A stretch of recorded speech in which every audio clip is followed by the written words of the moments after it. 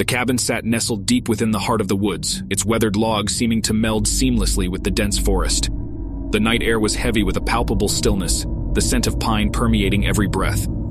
I had always loved the idea of a rustic retreat, but as I stepped into the cabin, an unsettling sense of isolation swept over me. The interior was dimly lit by the flickering flames of a lantern. The creaking floorboards beneath my feet seemed to echo with the weight of the past, and the shadows danced in eerie patterns on the walls. My friends and I had planned this camping trip to escape the pressures of the city, but as they unpacked their gear, I couldn't shake off the feeling that we were not alone. As the night progressed, we gathered around a crackling fire, the warmth failing to dispel the unease that had settled within me. The forest seemed to close in around the cabin, the trees casting long, sinister shadows that clawed at the windows. We exchanged stories and laughter, but beneath it all, I sensed a shared apprehension, fears we dared not voice. As we settled into our sleeping bags, the cabin seemed to come alive with its own secrets. The wind outside moaned mournfully, and the floorboards beneath me groaned as if bearing the weight of forgotten memories. I closed my eyes, trying to will away the unease. But then I heard it. A soft, almost imperceptible whisper. I sat up, my heart pounding in my chest. Was it just the wind playing tricks? My friends were fast asleep, oblivious to the haunting murmurs that seemed to surround us. Gathering my courage, I glanced out the window, expecting to see nothing but the darkness of the woods. But there, standing just beyond the tree line, was a figure. My breath caught in my throat as I made out the silhouette of a person, their features hidden in the shadows. My mind raced and I struggled to rationalize what I was seeing. Maybe it was another camper lost in the woods.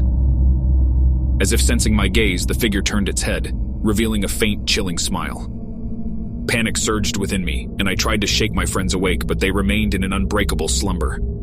The whispering grew louder, a chorus of eerie voices that seemed to emanate from all around us. I fumbled for my flashlight, its beam slicing through the darkness. But when I turned it back to the window, the figure was gone, leaving nothing but the whispering wind in its wake. My heart raced as I realized the cabin's isolation was now a prison, and the feeling of being watched intensified. I knew I had to leave, to escape whatever malevolent force had invaded our sanctuary. But as I reached for the doorknob, a voice, a cold, taunting whisper, slithered into my ear. "You can't run from me." I spun around, the flashlight trembling in my grip, but the cabin was empty, my friends still asleep. The whispering had ceased, leaving an oppressive silence in its wake. I couldn't stay there any longer. Gathering my courage, I awakened my friends and urged them to leave with me. As we fled the cabin, the forest seemed to sigh with relief, the trees releasing us from their suffocating grip. We made it back to civilization, and I tried to put the horrors of that night behind me. But the memory of the figure in the woods, the chilling whispers, and the sensation of being hunted lingered like a specter in the back of my mind. To this day, I can't shake off the feeling that the cabin of the Whispering Pines holds secrets darker than the night itself, a malevolent presence that preys on those who dare to seek refuge within its walls.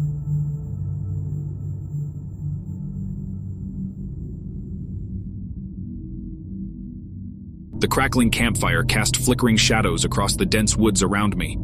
The night air was thick with the earthy scent of pine, and an eerie silence hung over the campground. I was alone, my only company, the distant hoots of owls and the occasional rustling of leaves. I had always enjoyed camping, finding solace in the isolation of nature. But tonight, that solitude was beginning to feel like a sinister trap. The darkness seemed to grow deeper as the fire's warmth offered little comfort. I tried to dismiss my unease as mere imagination, chiding myself for being spooked by every little noise. As I settled into my sleeping bag, I heard it, a soft, distant whisper on the wind.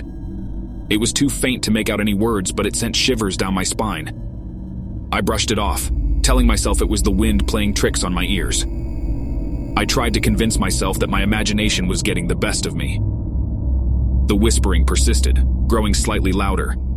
It seemed to be coming from different directions, like a macabre symphony of voices.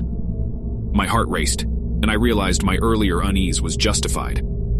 Clutching the flashlight, I crawled out of my sleeping bag and scanned the darkness around me. That's when I saw him.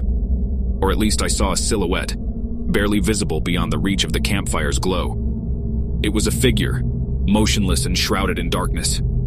My throat tightened and my pulse quickened as I called out, my voice quivering. "Hello?" No response. The whispering grew even more distinct, almost as if it was mocking my fear. I grabbed a nearby branch, trying to sound brave as I held it like a makeshift weapon. Gathering my courage, I approached the silhouette. "Who's there?" I demanded, my voice shaking more than I'd like to admit. The figure began to move, stepping into the dim light. My heart hammered in my chest as I saw the man's face. Cold, emotionless eyes stared back at me. His lips curled into a twisted grin, and the whispering grew louder, more sinister. I could make out the words now, and they sent a chill down my spine. "Run while you can. Run while you can." I stumbled backward, fear gnawing at me. Without a second thought, I turned and sprinted into the woods, flashlight bobbing wildly in my hand. The whispering followed me, seeming to surround me as if the very trees were taunting me. I crashed through underbrush, my heart pounding in my ears, the voice haunting my every step. I ran for what felt like an eternity, until I finally burst out of the woods onto a dirt road. I kept running, not daring to look back until I reached a nearby gas station. My chest heaved, and I tried to explain my ordeal to the bewildered attendant. But when we returned to the campsite with a couple of police officers, there was nothing there. No fire, no man, no whispering. They assured me it was probably just a prank, that my mind had played tricks on me in the darkness. But I knew what I had seen and heard. The encounter had been real, and the horror of that night would forever haunt my memories. To this day, I'm hesitant to venture into the woods at night, and whenever a breeze carries a faint whisper, I can't help but feel a shiver down my spine, wondering if he's still out there, waiting for another unsuspecting camper to cross his path. Subscribe for more stories.